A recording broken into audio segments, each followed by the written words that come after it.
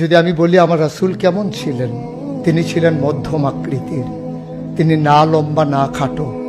তিনি কখনো বা যখন হাজারো মানুষের সামনে দাঁড়াতেন, বিদায় হজের সময়ে 1,40,000 সাহাবা যখন ময়দানে, তিনি যখন আস্তে করে উঠে দাঁড়ালেন, ওনার চাইতে অনেক লম্বা লম্বা মানুষ থাকার পরেও অবাক বিস্ময়ে সবাই তাকিয়ে দেখল সবার উপর দিয়ে যে মানুষটির মাথা মুবারক দেখা যায়, তিনি নবী মুহাম্মদুর রাসূলুল্লাহ সাল্লাল্লাহু আলাইহি ওয়াসাল্লাম। তিনি মধ্যমাকৃতির হওয়ার পরে সবার উপরে তার শির, সবার উপরে তার মাথা। সবাই অবাক বিস্ময়ে তাকিয়ে দেখলেন তার চুলগুলো হালকা হালকা কোঁকড়ানো। তিনি কখনো বা যখন চুলের ভিতরে তৈল দিয়ে আছড়াতেন, অবাক বিস্ময়ে মানুষ তাকিয়ে দেখতেন, মনে হতো চুলের মাঝে যেন মৃদুমন্দ ঢেউ দেখা যায়।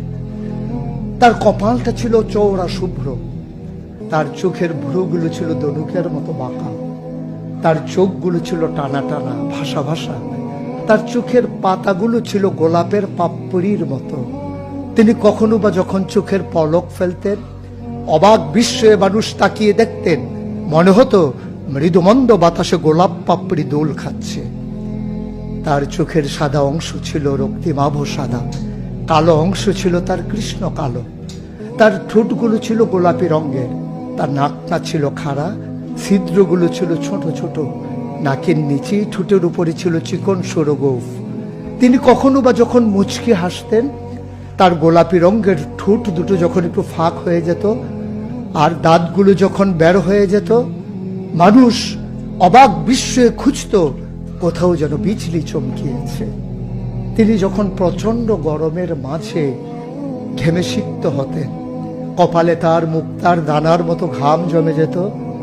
তিনি যখন দৌড়ে দৌড়ে তার বিবিদের ঘরে যেতেন, আমাদের মায়েদের ঘরে, আল্লাহ রাসূল সাল্লাল্লাহু আলাইহি সাল্লাম ঘরে ঢোকার পরে মায়েরা দেখতেন কপালের মাঝে মুক্তার দানার মতো বিন্দু বিন্দু ঘাম জমে আছে। মায়েরা বলতেন, গুস্তাখি মাফ কর দিজিয়ে, বেয়াদবি মাফ করবেন, আপনি চুপটি করে একটু বসুন। নবীকে বসিয়ে ওরা ছোট্ট শিশু খুঁজে বের করতেন, অতি যত্নে পরম আদরে তার কপালের ঘামগুলো তারা শিশির ভিতরে ভরে মুখ বন্ধ করে রেখে দিতেন।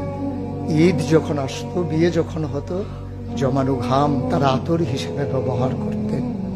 এ নবী তো সে নবী, হেঁটে গেছেন 1 মাস আগে রাত পথ ধরে, যাওয়ার পরে তিনি তো চলেই গেছেন। 1 মাস পরে যখন আবার ওই পথ মারিয়ে কোনো এক সাহাবা যাচ্ছেন, স্থানীয় বাসিন্দা যারা রাস্তার কিনারে যাদের ঘর, তাদেরকে ডেকে বললেন, ভাইরা, এ পথ দিয়ে কি আমার নবী হেঁটে গেছে?